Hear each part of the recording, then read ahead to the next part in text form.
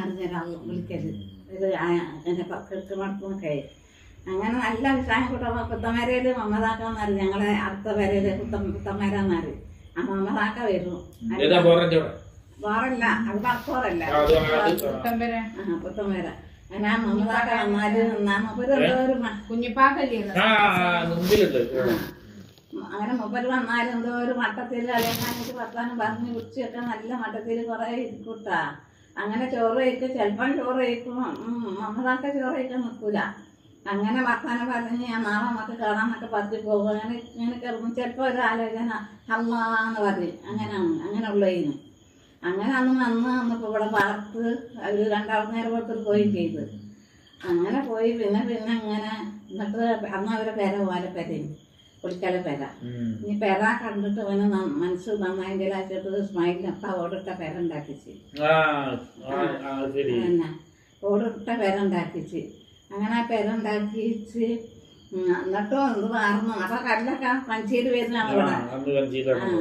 മഞ്ചിയിലാണ് സാധാരണ അണ്ണടക്കലും പങ്കെടുത്ത ആൾക്കാർക്ക് കൊണ്ട് ചോട് കയറ്റി കൊണ്ടിരിക്കലും ഒക്കെ ചെയ്തിന്.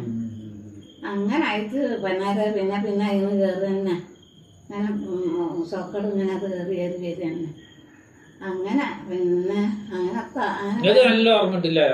അതൊക്കെ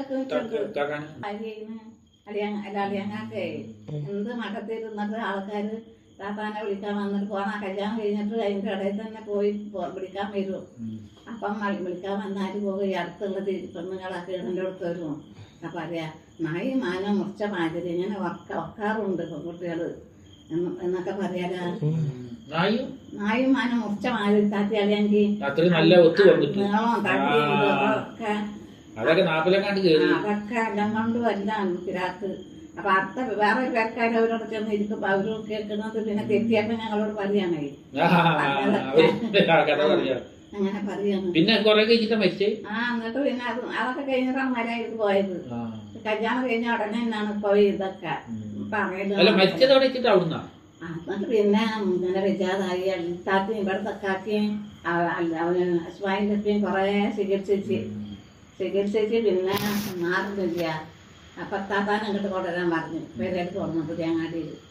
അങ്ങനെ കണ്ടിക്കുന്ന ഒരു ദിവസം ചാക്കം പോലെ ആയിരുന്നാലോ ഒരു ദിവസം കണ്ടിക്കുന്ന വരുന്നു അറിയാക്കേ ഉമ്മാണെങ്കിൽ വലിയമാനെ കാണാൻ അങ്ങോട്ട് വന്നിട്ടുണ്ട്. ഞങ്ങളൊക്കെ ചെറുത് താത്തകളിൽ കുറച്ച് നെടുപ്പുള്ളത് ഇപ്പൊ വീടുകളുണ്ട്.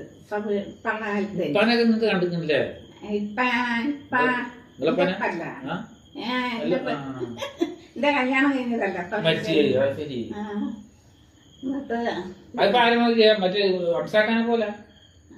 ചുരുക്കൊക്കെ മാതിരിയാണ് നാറൊക്കെ കിട്ടിയിരുന്നു. പിന്നെ അങ്ങനെ നട്ട് പിന്നെ ഇദ്ദേഹം പറഞ്ഞു പീടിയാണ്. ഇപ്പൊ പീടിയ കുട്ടി വന്നിട്ടില്ല. കുഞ്ഞുമോനും അംശയൊക്കെ ഒരു ചെറിയ കുട്ടി ഏതാണ് അംശ ആരാണ് അവനെ കൊണ്ടുപോയിരിക്കും ഉമ്മ. അങ്ങനെ ആലയൊക്കെ വന്നിരിക്കുന്നു. മുട്ടുകയാണ് വാതിൽ മുട്ടിയപ്പോൾ ഞങ്ങൾ താത്താരാണ് ആവശ്യം തുറന്നൊക്കെ അപ്പം അപ്പുറത്ത് കയറി അന്ന് തിന്നപ്പറ്റി അവിടെ പായിട്ട് കൊടുത്ത് ഇരുന്ന് പിന്നെ മോളിലേക്ക് തന്നെ കയറുകയാണ്. അപ്പം അല്ലെങ്കിൽ കത്താത്ത പോയിട്ട് പായൊക്കെ ഇട്ട് കൊടുത്ത് മോളിൽ കട്ടമായിട്ട് അടുത്തൊക്കെ ഇട്ട് കൊടുത്ത് പിന്നെ ഒരു പാട്ട് പാടുകയാണ്. ഇങ്ങനെയൊക്കെ മക്കളെ പാട്ട് പാടുക